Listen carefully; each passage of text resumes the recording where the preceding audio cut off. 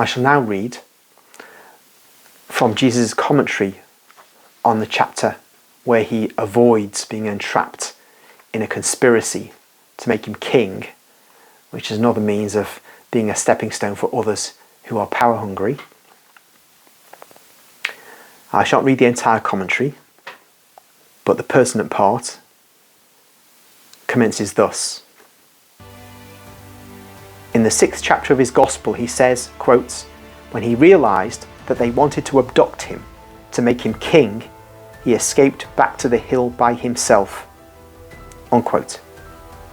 And that hour in the life of the Christ is made known to believers so that they may know that the Christ was subjected to manifold and complex temptations and struggles in his several distinctive features of man, master, Messiah, Redeemer, King, and that men and Satan, the eternal instigator of men, spared the Christ no deceit to diminish, demolish, and destroy him.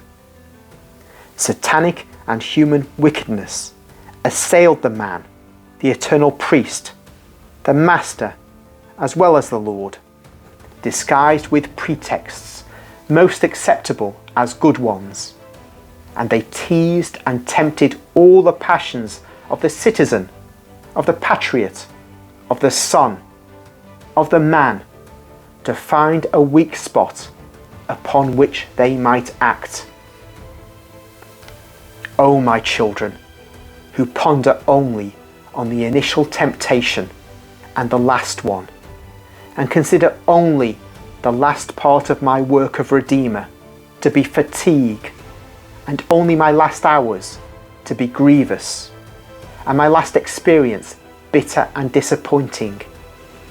Take my place for an hour, and imagine that it is to you that they propose peace with compatriots, their help, the possibility of accomplishing the necessary purifications to impart sanctity to your beloved country, the possibility of restoring and gathering together the scattered limbs of Israel, to put an end to sorrow, serfdom, and sacrilege.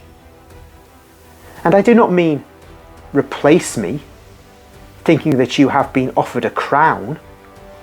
I only ask you to have my heart of man for 1 hour and tell me, how would you feel after the alluring proposal? Triumphers, faithful to the divine idea, or rather defeated? And would you come out of it more holy and spiritual than ever? Or would you destroy yourselves by assenting to temptation or yielding to threats?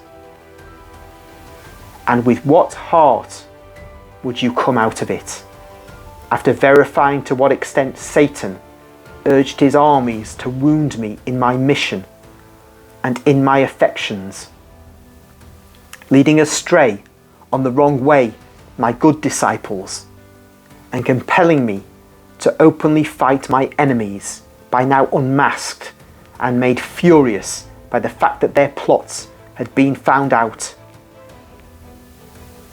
Do not stand with compasses and small measuring vessels, with microscope and human science, with pedantic reasoning of scribes trying to measure, compare and discuss whether John has spoken the truth and to what extent this or that is true. Do not superimpose John's sentence on the episode shown yesterday to ascertain whether the outlines fit properly. John did not make a mistake out of senile weakness. Neither did little John, that is Maria Valtorta he's speaking about here, neither did little John make a mistake out of weakness in illness. The latter related what she saw. Great John, many years after the event, told what he knew, and subtly linking together places and events, he revealed the secret, of which he alone was aware, of the attempt perpetrated maliciously at the incoronation of the Christ. At Tarichaea, after the first miracle of the loaves, the people began to think of making the rabbi from Nazareth king of Israel. Manaen, the scribe, and many more people were present, and as they were still spiritually imperfect but honest-hearted, they picked up the idea and supported it to honour the Master, to put an end to the unfair fight against him, owing to an error in interpreting the scriptures. An error spread all over Israel, blinded with dreams of human regality. They also hoped to sanctify the fatherland, contaminated by many things. And many, as was natural, welcomed the idea in a simple manner, and many pretended, underhand, to welcome it in order to harm me. Hatred against me joined the latter together, making them forget their hatred of castes, which had always divided them, and they entered into an alliance to tempt me in order to give a legal appearance to the crime already settled in their hearts. They were hoping in my weakness and in my pride. And my pride and weakness, and my consequent acceptance of the crown they offered me, would justify the charges they wanted to bring against me. And later they would serve to give peace to their sly spirits feeling remorse, because they would say to themselves, hoping to be able to believe it, it was Rome, not us, who punished the Nazarene agitator. The legal elimination of their enemy. Such was the Saviour to them. Those are the reasons for the attempted proclamation. That is the explanation of their subsequent, more bitter hatred. And that finally is the sublime lesson of the Christ. Do you understand it? It is a lesson of humility, of justice, of obedience, of strength, of prudence, of loyalty, of forgiveness, of patience, of vigilance, of endurance, towards God, towards one's mission, towards friends, towards daydreamers, towards enemies, towards Satan, towards those men who are his instruments of temptation, towards things, towards ideas.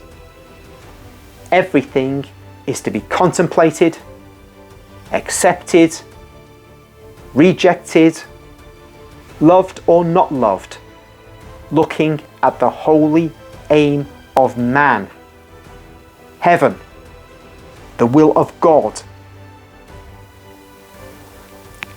Little John,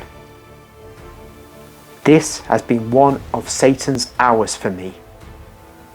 As the Christ had them so, will the little Christs have them. One must suffer them and overcome them with humility and confidence.